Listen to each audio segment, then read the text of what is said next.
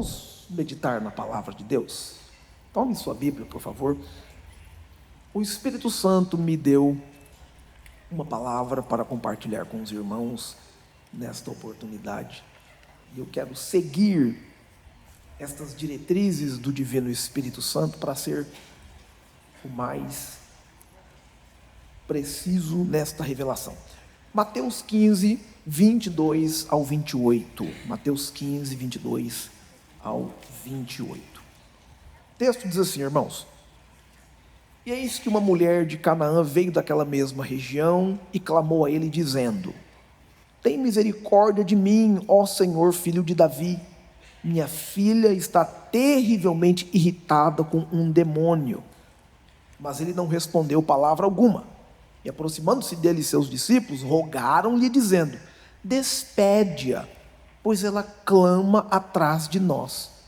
Mas ele respondeu e disse: Não fui enviado senão as ovelhas perdidas da casa de Israel. Então ela veio e o adorou, dizendo: Senhor, ajuda-me. Mas ele respondeu e disse: Não é bom retirar o pão dos filhos e lançá-los aos cachorrinhos. Mas ela disse: Verdade, Senhor, mas os cachorrinhos comem das migalhas que caem da mesa dos seus donos. Então Jesus respondeu e disse: Ó mulher, grande é a tua fé, faça-se contigo como queres. E a sua filha ficou sã a partir daquela mesma hora. Ó Senhor, dá-nos a tua palavra de maneira plena e clara.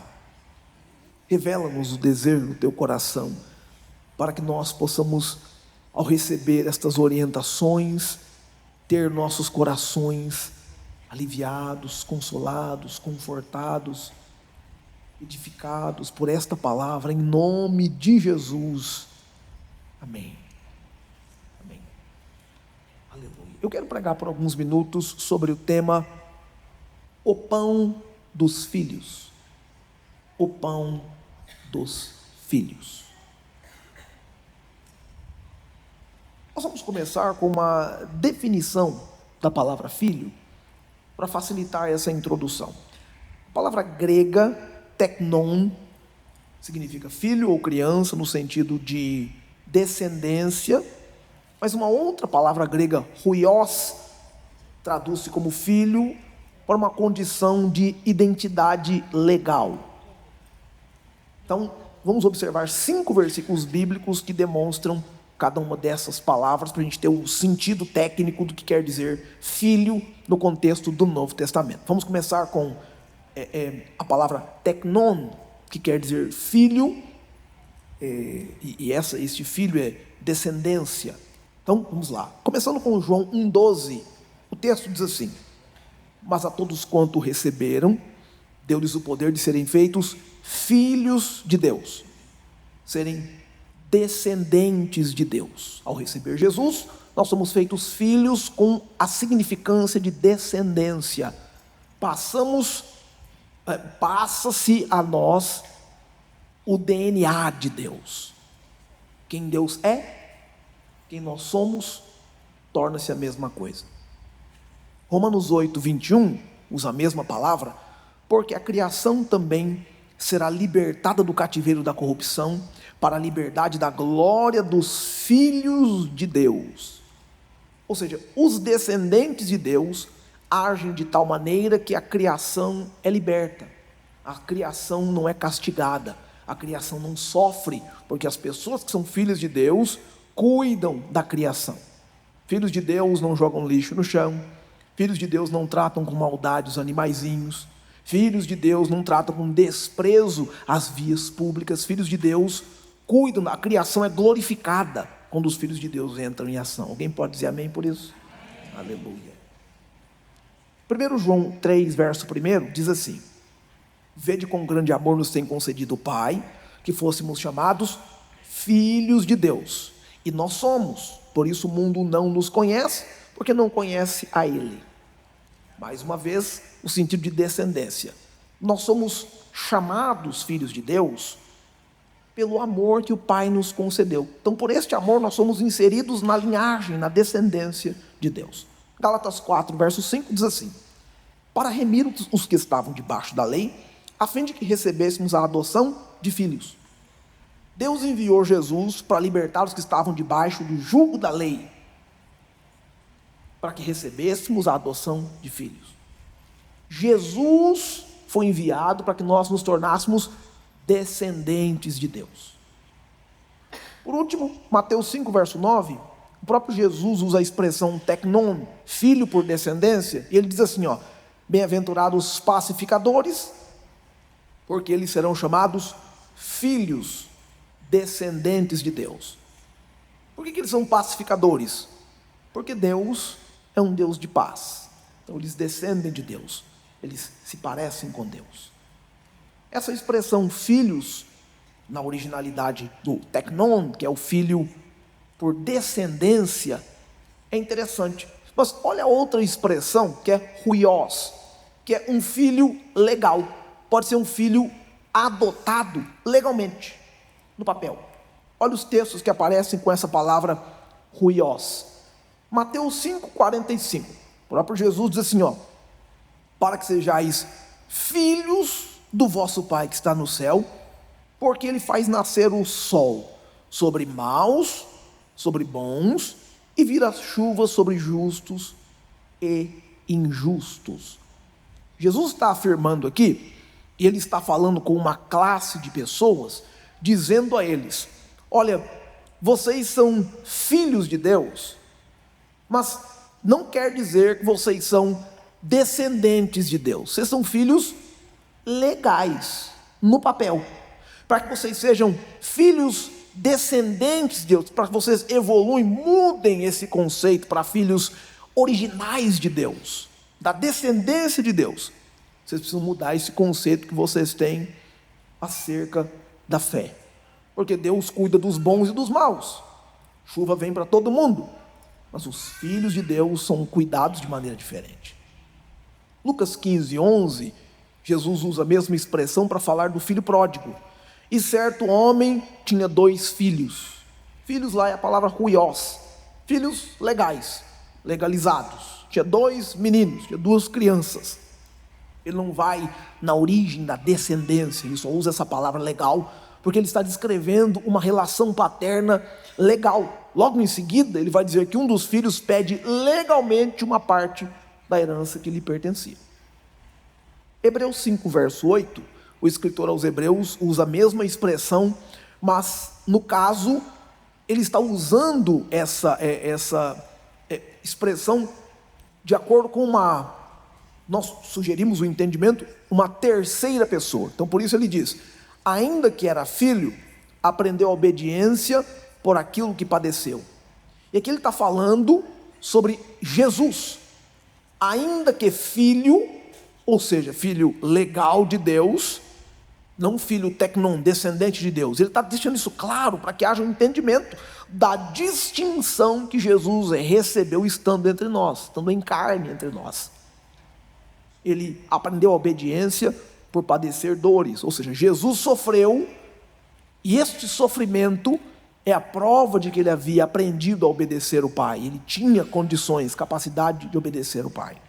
Romanos 8,14 diz assim, porque todos que são guiados pelo Espírito de Deus, esses são filhos de Deus, filhos legais de Deus. O Espírito os guia, eles são considerados tecnicamente filhos de Deus, porque são guiados. É automático essa associação. Por último, Mateus 10, 37, o próprio Jesus usa essa expressão para refletir a distinção do amor entre pai, filho, família e o próprio Deus. Quem ama o pai ou a mãe mais do que a mim, não é digno de mim. Quem ama o filho ou a filha mais do que a mim, não é digno de mim. Ele está falando do sentido legal de filho. O uso dessas duas expressões é interessante, porque eu entro agora nesse segundo ponto da nossa introdução, Existe um argumento teológico para o uso dessas palavras filho, que precisa ficar claro para a gente. A distinção técnica entre o teknon e o huios, o teknon que é o filho descendente, e o huios que é o filho legal, filho de papel, filho registrado, nos escritos tanto dos pais da igreja, quanto dos primeiros autores que ousaram traduzir teologicamente este entendimento, ele reflete a nossa filiação divina, e a primeira palavra, que é teknon, está se referindo aos filhos como gerados ou nascidos, enfatizando a relação de criação e de dependência, enquanto esse huios destaca uma posição legal de adoção, de herança e de autoridade, apontando para uma maturidade espiritual. Um dos autores, chamado João Crisóstomo, ao comentar o texto de Romanos 8, um dos que nós citamos, ele destaca que a palavra huios reflete a adoção que nós recebemos por meio de Cristo, nos tornando herdeiro com Cristo e nos fazendo participantes diretos da natureza de Cristo através desse milagre da filiação. Como um milagre, pastor? Quando nós estamos no mundo perdido, nós não somos filhos de herança de Deus, nós somos criação de Deus. Até que nós nos encontremos com Cristo, entregando nossa vida a Ele, para que Ele seja nosso Senhor e Salvador, essa é a ponte, ou este é o ponto de virada da nossa atuação, da nossa participação do mundo. Ao nos entregar a Cristo, nós nos tornamos filhos. Mas um autor sugere na interpretação de João 1, verso 12, ele diz que ser esse teknon, ou este filho descendente de Deus, está enfatizando um convite para se transformar neste filho legal. Ambas as filiações acontecem na nossa conversão, mas elas são um sinal de intimidade ou de aprofundamento na nossa fé em Deus. Todos, ao converter-nos ao Evangelho, somos filhos, mas existem filhos mais íntimos. E estes filhos mais íntimos são aqueles que decidiram se aprofundar em sua relação com o Pai. E eles são íntimos do Pai. Agostinho também disse que, para explicar estes termos, ele usa a seguinte expressão: os filhos de criação de Deus, ou aqueles que vivem sobre sua graça, e os filhos adotivos através de Jesus Cristo. Tudo isso está conectado com a nossa posição diante de Deus. E é por isso, é por essa razão, que Jesus olhou para aquela mulher, quando ela lhe pediu socorro, e disse: não é certo tirar o pão dos filhos. Quando Jesus usa a palavra filhos, ele está conectando aquela mulher com um novo padrão de entendimento da participação dela no reino de Deus e questionando diretamente a sua fé. Ele está dizendo: olha, minha senhora, isso aqui é para os filhos, entendeu? A senhora é o quê? Para os filhos. A senhora está fazendo um pedido: Senhor, intercede aqui, ajuda aqui, minha filha, tem um pedido. Muito bem, vamos lá. A senhora é o quê? Isso aqui é para os filhos. Quem é a senhora? Alguém pode achar que Jesus está sendo deselegante com ela, mas Jesus está guiando essa mulher com uma linguagem muito técnica a um novo patamar de fé. Porque ter fé para pedir: Senhor, minha filha está muito doente, atormentada pelo mal, é um patamar de fé. Beira o desespero. Todo mundo clama por Deus no desespero. Todo mundo chama Deus no desespero. Já diz aquele ditado, aquele meme, não sei como é que você já viu por aí: na hora que o avião está caindo, ateu ora o Pai Nosso. Todo mundo no desespero clama por Deus. Mas Jesus está querendo conduzir essa senhora, tirá-la de um padrão de desespero para um padrão de conforto na fé. Oh, aleluia! A aplicação prática desse texto começa lá no versículo 22, porque esse texto, ele está demonstrando o testemunho de uma mãe preocupada com a filha que está enferma, e como Cristo usa essa situação, ele começa a ensinar o conceito de filiação para ela, e aqui nós podemos extrair pelo menos 3 explicações para a história desta mulher, da sua filha, e para o que Jesus está fazendo através dessa história na vida dela. Primeiro, a petição desta mulher. Vamos focar um pouco na petição desta mulher. Mateus 15, 22 diz para a gente assim: eis que uma mulher de Canaã veio daquela mesma região e clamou a ele dizendo: tem misericórdia de mim, ó Senhor, filho de Davi, minha filha está terrivelmente irritada com um demônio. A mulher veio a Jesus com um clamor genuíno, um clamor distinto, tentando explicar a Jesus qual era a sua situação, clamando a ele. Ela falou a Jesus, e eu começo sugerindo a razão pela qual ela veio a Jesus porque está preocupada com a sua filha. Muitas pessoas vêm a Jesus porque estão preocupados com os seus parentes, com seus esposos, com suas esposas. Muitas pessoas vêm a Jesus porque estão preocupados com um vizinho, estão preocupados com um filho, e vêm a Jesus desesperados por isso. Vêm a Jesus de uma maneira abrupta, dizendo: Senhor, faz alguma coisa pelo meu filho. Não precisa ser por mim, não é por mim, é por ele, faz alguma coisa por ele. E essa é a situação dessa mulher, uma situação de desespero.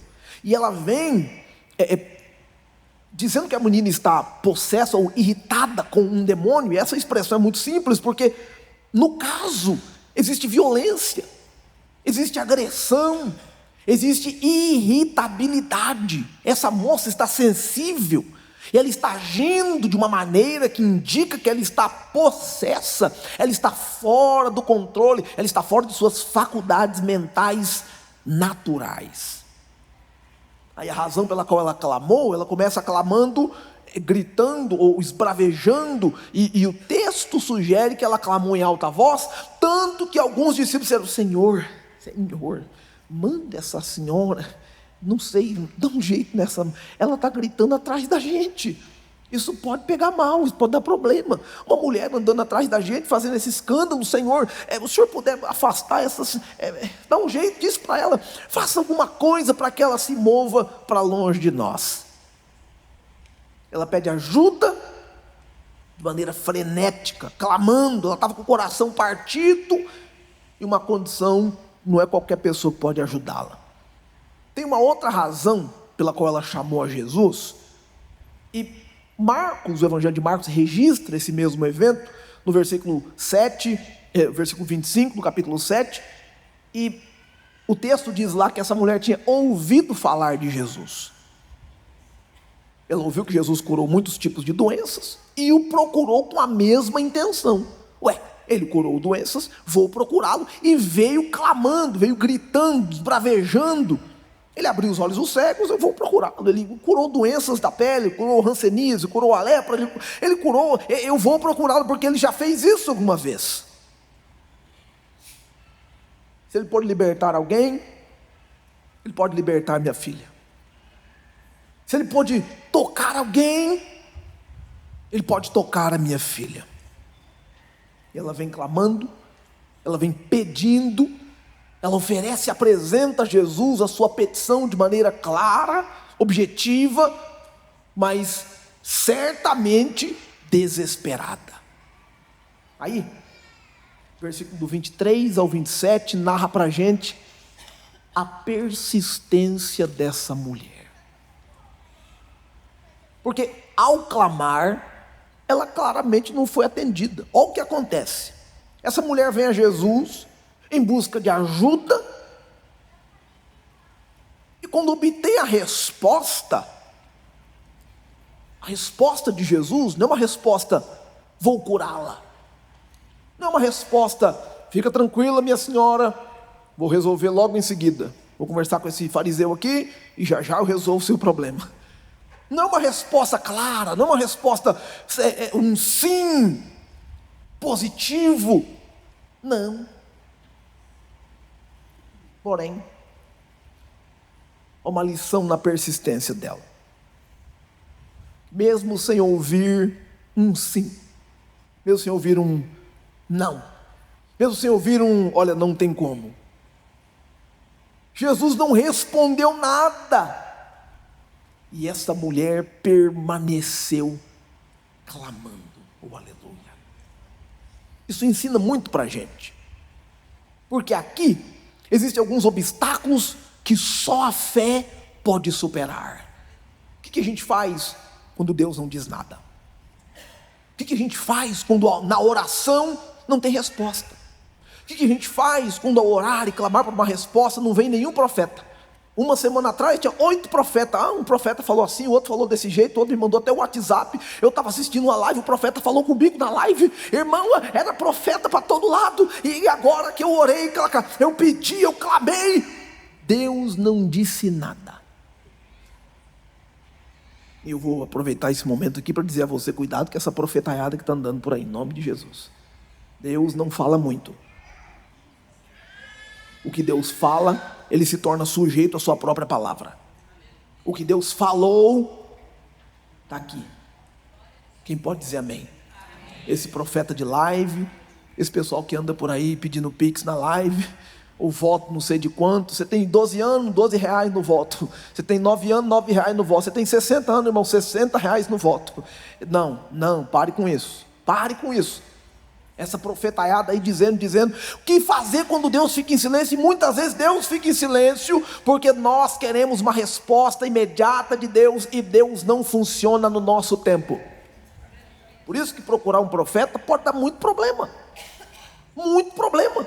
É muito perigoso ir atrás de um e dizer, olha profeta, eu vim aqui falar com o senhor, porque se o senhor tiver alguma coisa para me falar, olha, eu estou passando por isso, então se o senhor já tiver uma resposta aí, eu estou querendo fazer isso, aquilo outro, então o senhor já vê aí, se Deus vai te falar alguma coisa. Pare com isso. Quando Deus fica em silêncio, o que a gente faz? É o que Jesus faz com essa mulher, fica em silêncio. Ele não responde coisa alguma, mas a mulher persiste. Ela continua falando com ele. Falando o quê, pastor? Senhor, minha filha está muito doente. O senhor pode fazer alguma coisa por ela? Minha filha está irritada com um demônio. Ela está, eu percebo que ela está possuída. Alguma coisa está acontecendo de errado com aquela menina. E ela continua falando com Jesus, conversando com Jesus. Para isso, ela teve que vencer algumas coisas. Ela teve que vencer a questão racial, porque o versículo 21 diz que ela era de Tiro e Sidom, e o verso 22 acrescenta que ela era cananeia. Isso nos diz algumas coisas sobre essa mulher. A primeira coisa que diz é em Mateus 15, verso 21 e 22, o texto diz assim, ora, partindo Jesus dali, retirou-se para as regiões de Tiro e Sidom, e eis que uma mulher cananeia, provinciado naquelas cercanias, clamava dizendo, Senhor, filho de Davi, tem compaixão de mim, minha filha está horrivelmente endemoniada. Primeiro, ela descendia de um povo amaldiçoado. Os cananeus, na terra onde ela estava, ela por ser uma cananeia, este povo fora amaldiçoado. Em Êxodo 23, verso 32, diz assim, não farás pacto algum com eles, nem com os deuses, nem com seus deuses. Direto, falando do povo da terra de Canaã, os cananeus. Ela era membro de uma raça condenada desde os tempos daquela batalha pelo território de Israel. Em segundo lugar, ela era de uma região conhecida por práticas religiosas muito malignas, sacrifícios, oferendas, torturas, sangue humano oferecido. Essa mulher pertencia a um tipo de religião que faria qualquer coisa por um milagre supostamente dito. Ao observar esse texto, eis a razão pela qual Jesus a ignorou, para ver qual que era o entendimento dela acerca da fé. para buscar no coração dela se ela teria uma outra intenção, além de pedir a ele por esse milagre, porque em sua religião, ela estava acostumada com outras práticas, para obter aquilo que ela gostaria, aquilo que ela pediria para um dos seus deuses, ou para suas divindades. E então, o texto se torna mais claro, porque ela teve que superar a raça, o conflito racial, mas teve que superar a religião em si, porque ela veio a Jesus e disse: tem piedade de mim, Senhor, filho de Davi. Ué, como é que ela sabe que Jesus é filho de Davi? Se ela é cananeia, se os cananeus têm uma prática diferente dos hebreus, dos judeus, como é que ela conhece essa história de filho de Davi? Historicamente falando, Jesus ser filho de Davi é uma prática dos hebreus, dos judeus. Eles conhecem o Messias como sendo filho de Davi. Aqueles que haviam dito Jesus filho de Davi são pessoas que reconheciam em Jesus essa descendência judaica histórica, e diziam que ele é o Messias pela fé. Como é que essa mulher assume essa postura? E ela foi imediatamente reprovada pelos discípulos, porque depois que ela disse isso, os discípulos falaram: meu Deus, agora a mulher está clamando do jeito que a gente clama, agora essa mulher está usando a nossa língua. Imagina onde já se viu uma mulher que não participa da nossa cultura utilizar esse linguajar. Como assim? Mesma coisa a gente, quando alguém que não pertence, não participa do convívio da igreja, usa expressões como: olha, Deus tem misericórdia. A gente: ué, por que você está falando Deus tem misericórdia, rapaz? Você não... o que é isso?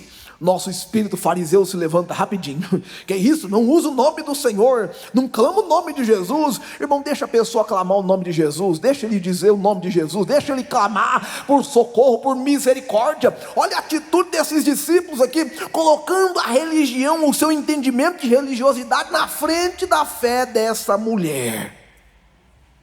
Depois de vencer a raça, o conflito racial, vencer a religião, ela teve que vencer o racismo, porque os discípulos, quando ouvem essa moça clamando pelo seu Messias, os discípulos não tinham conceito de nosso Messias, eles eram hebreus, judeus.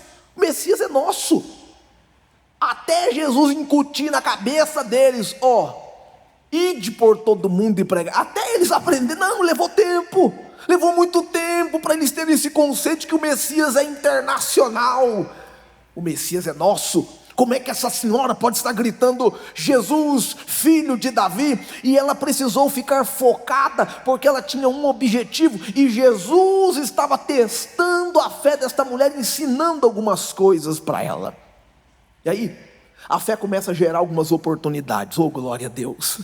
A fé começa a gerar algumas oportunidades. Se nós lermos o que o próprio Jesus diz em Marcos 7, verso 27, Jesus diz assim: respondeu-lhes Jesus: deixa que primeiro se fartem os filhos, porque não é bom tomar o pão dos filhos e lançá-los aos cachorrinhos. Essa resposta dada de Jesus para essa mulher parece-nos uma resposta muito deselegante e deseducada. A gente pode olhar para essa resposta e dizer: Jesus, olha, o senhor exagerou aqui. Eu acho que eu não precisava ter usado essa linguagem com essa senhora tão gentil, tão delicada, que se aproximou desesperada. Por que o senhor usa essa linguagem para ela? Ela chama Jesus com base em seu papel de Messias, e Jesus diz: eu não posso te ajudar, porque o que você está pedindo pertence aos filhos. Você não pode ter o que você procura, porque eu vim para os filhos. Os filhos precisam receber primeiro, e aí depois outras pessoas. Primeiro os filhos precisam receber. Irmãos, ao invés de entender isso como uma negativa, ao invés de eu particularmente digo sobre mim, eu entenderia: nossa, Jesus, o senhor, achei que o senhor era tão legal, não, fica aí, não sei, eu vou arrumar outro jeito, vou conversar com outra pessoa, não sei o que está acontecendo, parece que o senhor está de mau humor hoje, eu vou, olha, vocês, discípulos também, vocês, não gostei de nenhum de vocês, pode ficar aí com Jesus, eu vou embora. A mulher não entendeu isso como uma negativa. Quando Jesus disse: olha, primeiro os filhos, ela falou: se primeiro é os filhos, então em segundo tem alguém. E tem alguém em segundo. Se o filho é primeiro, quem é em segundo? Então sou eu sou a segunda depois dos filhos. Oh, aleluia, glória a Deus. Ficar diante de Jesus, e Jesus estava puxando, empurrando os limites da fé dessa mulher, para explicar para ela como é que se alcança no reino de Deus, os benefícios do reino de Deus. E esta mulher entendeu, ela compreendeu o que Jesus estava querendo dizer, porque os judeus falavam de maneira pejorativa, todos os não judeus, os fariseus na verdade, aqueles donos, doutores da lei, os donos do templo, os donos da Torá, os donos do jejum, tudo era deles. Eles eram muito crentes, eles eram muito assim, tudo pertencia, até o Jeová pertencia a eles. Se Jeová quisesse atuar em outra região, tinha que pedir permissão para esse pessoal aí, que Jeová lhes pertencia. Jesus estava ensinando para aqueles discípulos à volta dele, ele estava doutrinando esses discípulos, dizendo: peraí gente, eu não sou só de vocês, eu não sou exclusivo de vocês. Olha o que vai acontecer aqui agora.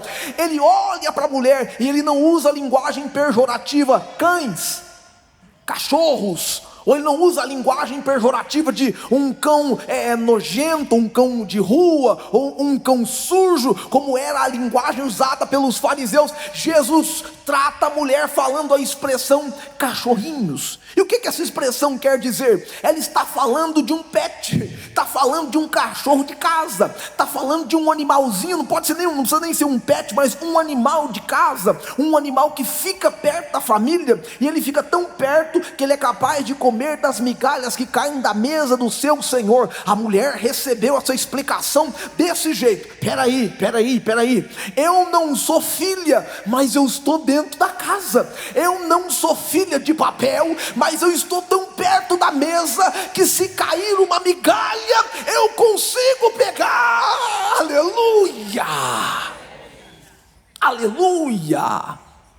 E aqui que a fé dessa mulher é demonstrada de uma maneira especial. É aqui que, ao olhar para a fé dessa senhora, nós precisamos começar a fortalecer a nossa fé, porque ela ouve Jesus dizer que a sua missão aqui é para a nação de Israel. Ela ouve isso e ela começa a vê-lo também como Messias. Ela começa a entender que a sua missão é para o povo de Israel, mas tem gente que vai estar dentro da casa. Essa missão é para quem está dentro de Israel, para a casa de Israel, mas tem gente que está dentro da casa de Israel, que pela fé pode fazer parte do que está acontecendo. Ela está convicta, ela está entendendo. Em Mateus 7 verso 6, Jesus diz uma expressão: não deis aos cães o que é santo, nem lanceis aos porcos as vossas pérolas, para não acontecer que calquem os pés e voltando-se vos despedacem.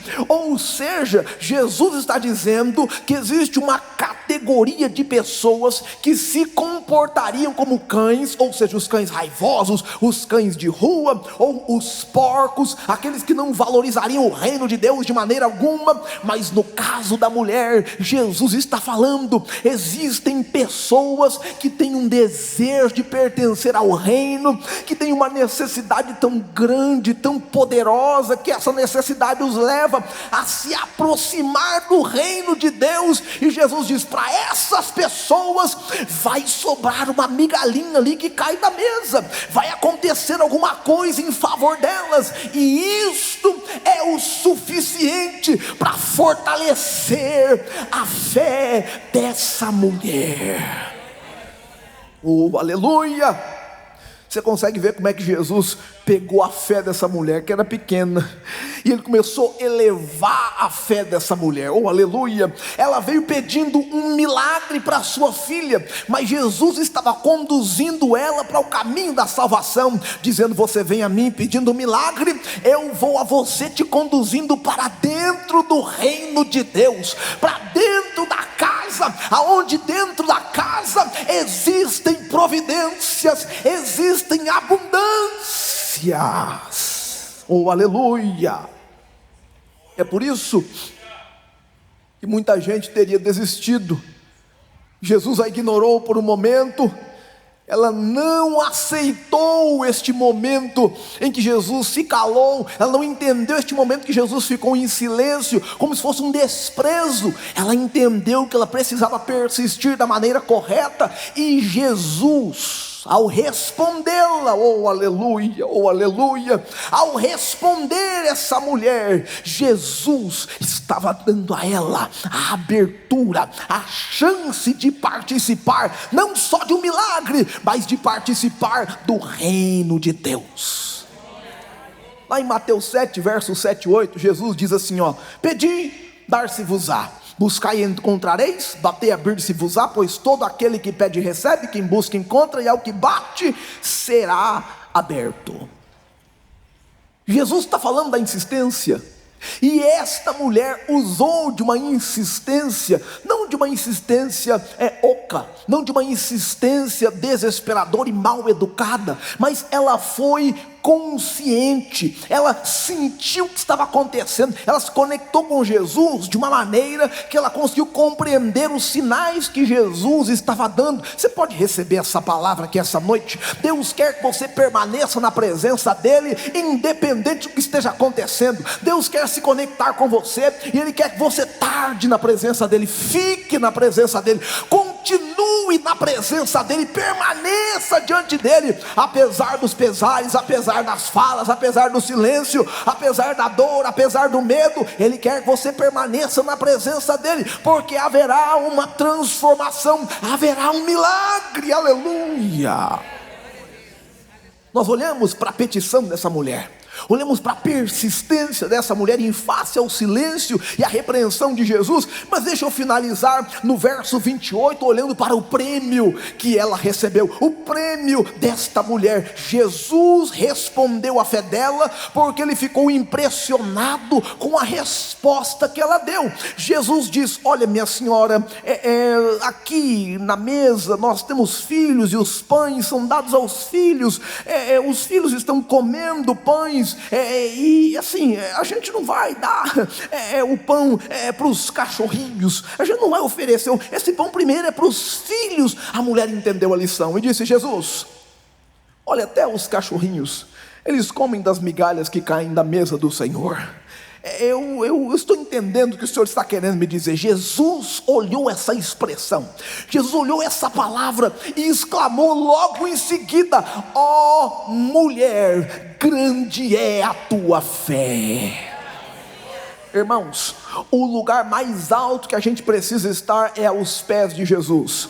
Eu não preciso, e você não precisa se humilhar para ninguém. Você não precisa rastejar aos pés de ninguém. Você não precisa implorar para ninguém. Se você está implorando por uma porta aberta, pare com isso. Se você está implorando para alguém te dar uma oportunidade, pare com isso. Se você está implorando para alguém te dar uma chance, pare com isso. Se você está implorando por esse relacionamento, correndo atrás dessa moça, correndo atrás desse rapaz, causando vexame, deixando seus amigos com vergonha, dizendo: rapaz, olha o jeito que esse rapaz está se comportando com dessa menina. Se você está implorando por uma coisa para um ser humano comum como você, eu te libero essa palavra em nome de Jesus. Pare agora, pare com isso agora. Mas eu te considero, eu te convido a voltar-se aos pés do Senhor e se humilhar diante dele, descer na presença dele e dizer: Senhor, eu me rendo a ti, eu me humilho a ti, eu me coloco na tua presença como se eu não fosse nada, porque o Senhor é tudo. Diga aleluia.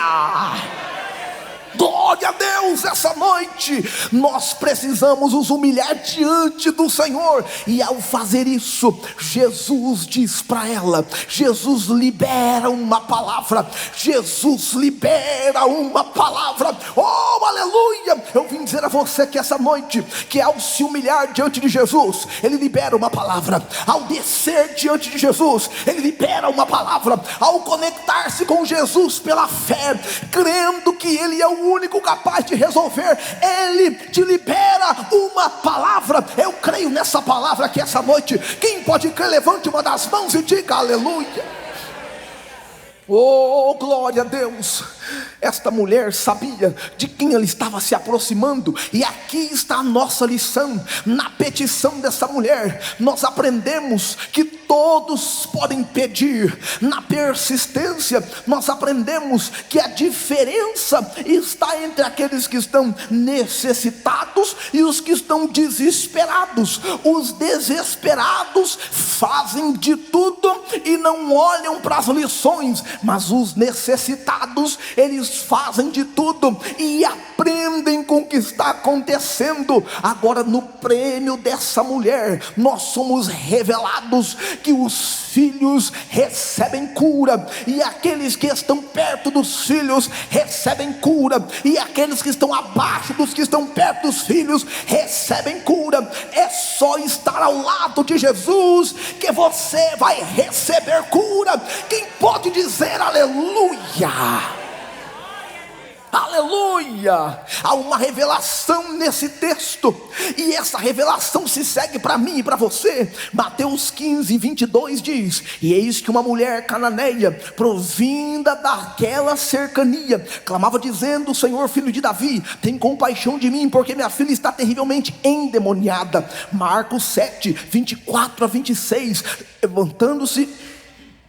Levantando-se dali, foi para Tiro e Sidom, e entrando em uma casa, não queria que ninguém o soubesse, mas não pôde ocultar-se, porque logo certa mulher, cuja filha estava possessa por um espírito imundo, ouvindo falar dele, veio, prostrou-se-lhe aos pés. Ora, a mulher era grega de origem cirofenícia, e rogava-lhe que expulsasse de sua filha o demônio. Esta mulher cananeia, expressa no texto, morando na região de Ciro, de Sidom, de Tiro, essa mulher cirofenícia, ela está diante de Jesus, clamando por uma libertação, clamando por uma cura. E aí, a resposta que vem, a resposta do que acontece, é o que deve edificar nossa fé aqui agora, porque em Mateus 15, 28, o texto diz: então respondeu Jesus e disse: mulher, grande é a tua fé, seja feito como que queres. E desde aquela hora sua filha ficou sã.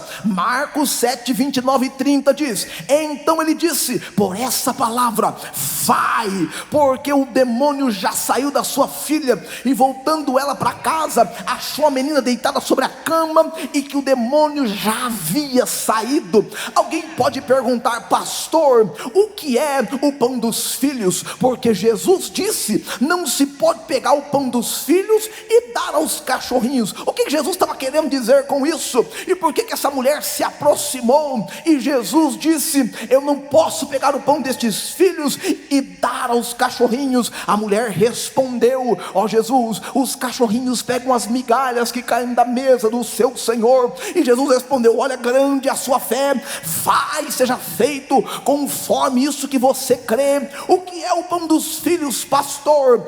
Deixa eu pregar para você. O pão dos filhos é a libertação. O pão dos filhos é a libertação. O pão dos filhos é a libertação. Quando você entra no reino de Deus, quando você se aproxima do reino de Deus, quando você se torna filho de Deus, a primeira coisa da qual você é participante imediato é do processo de libertação. O pão dos filhos é a libertação da irritação dos demônios, como ela diz, no primeiro texto que nós lemos, naquela versão: minha filha está irritada com um demônio. É a libertação da possessão, é a libertação da opressão, é a libertação da influência. O mal tenta contra nós constantemente, estando neste mundo perdido, passando por onde a gente passa, ouvindo o que a gente ouve, sendo exposto ao que nós somos expostos, pessoas negativas, gente malvada, o nosso adversário tentando contra nós diariamente, sem duvidar, sem desistir, sem arredar um passo. Ele tenta contra você, ele tenta contra seus filhos, ele tenta contra a sua família, ele tenta contra a sua casa. Mas o pão dos filhos é a libertação. Ao chegar no reino de Deus, você tem acesso à libertação, você tem direito à libertação, você está convidado a ser liberto. E o adversário não te pega, o vício não te pega, o mal não te pega, Satanás não te pega, as setas não te pegam, as palavras negativas não te pegam, as palavras malditas não se apegam a você. Você está no reino de Deus, você está liberto, você está liberto, você está liberto, aleluia.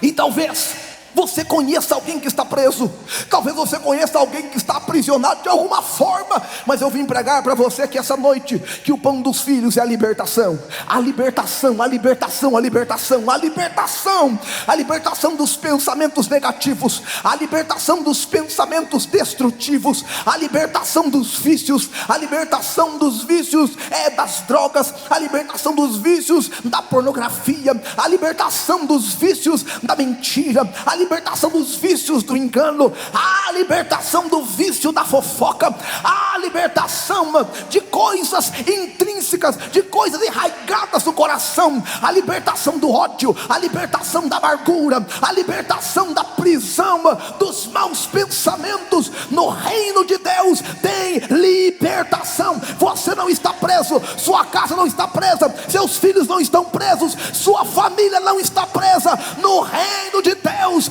existe libertação. Aleluia! Existe libertação no reino de Deus. E eu vim pregar a você que essa noite, que hoje é a noite de conquistar a libertação para sua casa. Hoje é a noite de conquistar a libertação sobre sua filha.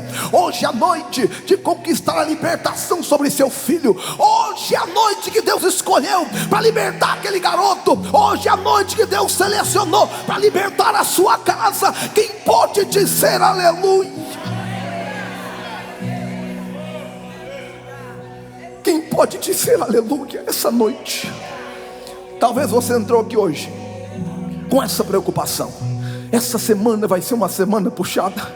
Eu tenho tal desafio para cumprir, eu tenho tal situação para enfrentar. Eu vim dizer a você hoje que o pão dos filhos é a libertação. Você está livre em Deus, sua casa está livre em Deus. Mais uma semana que eu vou ter que lidar com esse menino, eu vou ter que lidar com este homem, eu vou ter que lidar com essa esposa, eu vou ter que lidar com essa situação. O pão dos filhos é a libertação. Existe liberdade provida do trono de Deus para nós aqui essa noite. Jesus está nos dizendo que a liberdade, a liberdade, a liberdade, a liberdade, a liberdade, a liberdade. Fique de pé, nós vamos orar juntos agora. Para este momento de oração eu quero convidar você. Talvez você está aqui hoje e você veio clamar por alguém. Existe alguém nos seus pensamentos. Ao ouvir essa mensagem você tem entendido que existe libertação para alguém na sua casa, na sua família. Existe libertação para o seu esposo, esposa, parente, primo, mãe, pai.